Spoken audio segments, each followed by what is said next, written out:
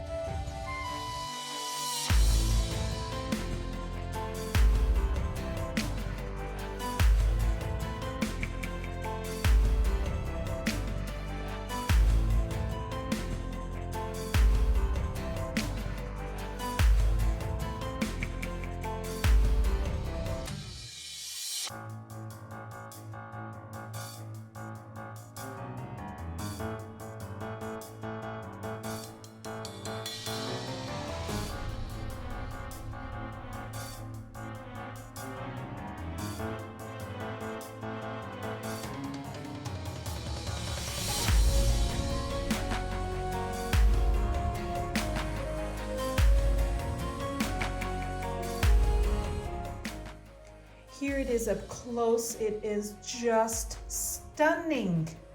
Wow, I absolutely love it. So this is the trivet. I made some coasters with these colors, and I made a 20 by 20 inch canvas painting with these same colors because I absolutely love them so much. Wow.